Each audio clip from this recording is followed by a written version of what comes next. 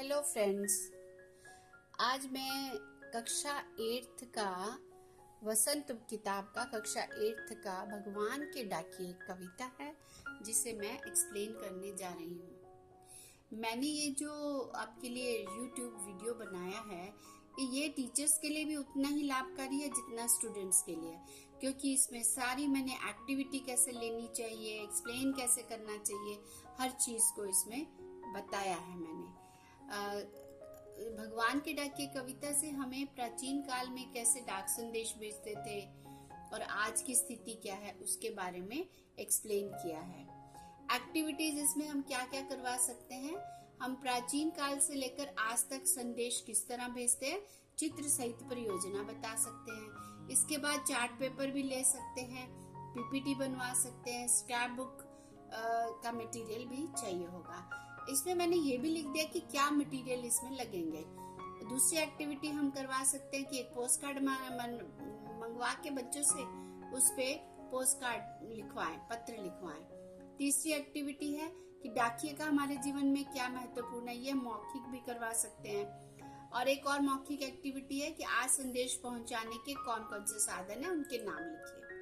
इस तरह से हम एक्टिविटी करा लेंगे। आइए अब हम लेसन के बारे में पढ़ते हैं। ये कविता जो है रामधारी सिंह दिनकर जी ने लिखी है और उन्होंने पक्षी, बादल, इन सब को भगवान के डाकिए बताया गया है।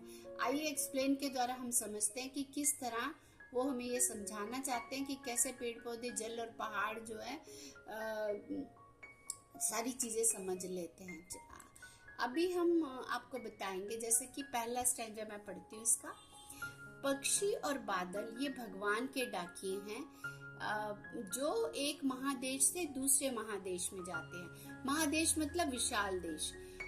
हम तो समझ ही नहीं पाते हैं, मगर उनकी लाई हुई चिट्ठियां, उन पक्षी और बादल की लाई हुई चिट्ठियां पेड़ पौधे, पानी और पहाड़ ही पढ़ सकते हैं। बाँचते मतलब पढ़ना।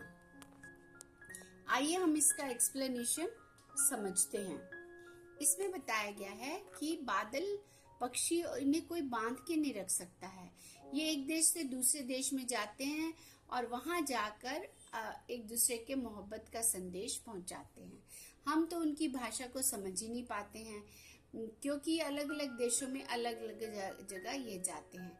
इनके लाए गए ये पत्र जो हैं पेड़ पौधे, पानी, पहाड़ सब अपने अपने तरीके से कहकर सुनाते हैं। जैसे एक देश का पानी दरिया बनकर बहता है तो दूसरे देश तक पहुंचता है, ऐसे ही ऊंचे ऊंचे पहाड़ जो प्रकृति हैं उन्हें अगर हम देखें तो दूर से नजर आते हैं।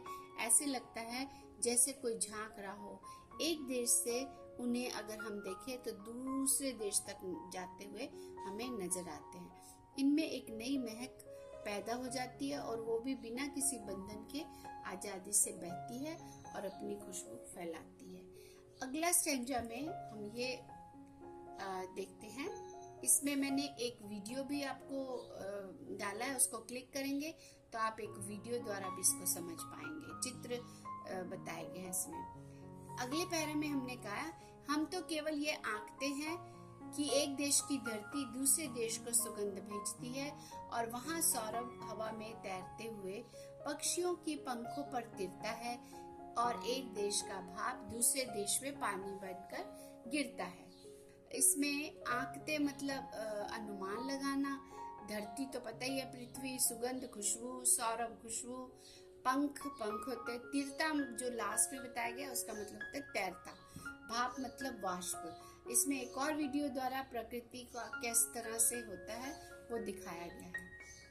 अब इस जो मैंने कविता की पंक्तियां पढ़ी उसका असली उद्देश्य क्या है। कवि कहते हैं कि हम तो सिर्फ अंदाजा ही लगाते हैं कि एक देश की धरती दूसरे देश को खुशबू भेजती है। हम तो सिर्फ इतना अंदाजा लगा सकते हैं कि हवा बहती है, पक्षी एक देश से दूसरे देश जाते हैं, बादल बरसते हैं इस धरती पर। हम तो सिर्फ यह बता सकते हैं कि इस देश की जो जैसे पंछी सुगंध लेकर एक फूल की दूसरे देश में जाकर वो सुगंध भी बिखेर सकते हैं। यही हवा के द्वारा खुशबू चारों ओर फैलती है।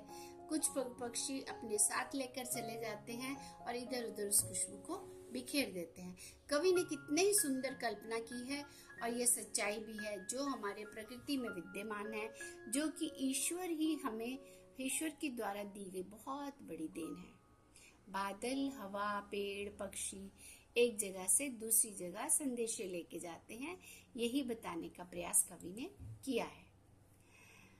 हम तो जानते हैं कि विज्ञान के विषय भी पढ़ते हैं हम, जैसे कि तापमान जब अधिक हो जाता है तो पानी वाष्प बनकर, भाप बनकर ऊपर की ओर उड़ता है, आसमान में जाता है और तापमान कम होने के कारण बादलों में समा जाता है और बाद में वही बारिश करता है। तो ये जरूरी नहीं है कि वो यहाँ से लेके गया तो इंडिया में ही बारिश करेगा, हो सकता है दूसरे देश में जाके वो बारिश करे या एक राज्य से दूसरे राज्य में जाके बारिश करे। यही बताने का प्रयास उन्होंने कहा है।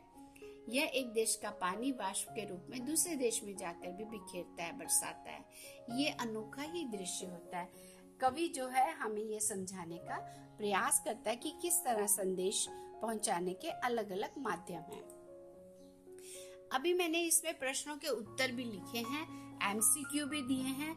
मुझे उम्मीद है आप उनको अगर अच्छे से देखेंगे तो आपको समझ में आएंगे। जैसे कि पहला प्रश्न है, पक्षी और बादल द्वारा चिट्ठियां पेड़ पौधे पानी और पहाड़ पढ़ पाते हैं, वही उनकी भाषा को समझ पाते हैं। ये पहले प्रश्न का उत्तर था कि पक्षी और बादल की चिट्ठी को कौन पढ़ पाता है। दूसरा प्रश्न है कि इन पंक्तियों का भाव क्या है। पक्षी और बादल प्रेम, सद्भाव और एकता का संदेश एक देश के दूसरे देश को भेजते हैं। दूसरा भाव है प्रकृति देश और देश में अंतर नहीं जानती।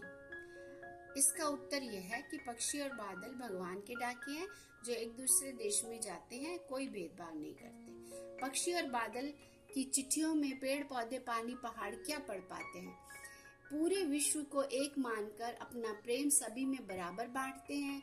उनका ये प्रेम बादलों द्वारा पानी के रूप में धरती पर आता है, जो पेड़ पौधों में जीवन भरता है। इससे ही पेड़ पौधे पानी पहाड़ पढ़ पाते हैं। एक देश की धरती दूसरे देश को सुगंध कैसे भेजती है, यानी जो पक्षी एक जगह से उड़कर दूसरे देश में जाते हैं तो यहाँ की फूलों की खुशबू सुगंध लेकर दूसरे देशों में भेजते हैं। अब इसमें बहुविकल्पी भी प्रश्न है, वो आप उसको पढ़ेंगे और उसके आंसर्स आप बता सकते हैं बच्चों को। तो ये थी कविता जो मैंने एक्सप्लेन करी और आपको बताने का प्रयास किया। इस कविता के दो ही स्टैंजर्स हैं और मेन उद्देश्य यही कि प्रकृति कैसे संदेश भेजती है। मुझे उम्मीद है ये पाठ सभी को समझ में आया होगा। इसमें टीचर्स को ये समझ में आया होगा कि इस पाठ में हम क्या क्या एक्टिविटी करवा सकते हैं, क्या मटेरियल लगेगा, और सारे प्रश्न उत्तरों के साथ एक्सप्लेन किया गया पाठ है। मुझे उम्मीद है आपको ये पसंद आएगा। धन्यवाद। फिर मिलती हूँ एक नए विषय के साथ, 8th के ही एक नए विषय के साथ। तब तक के लिए शुभ दिन।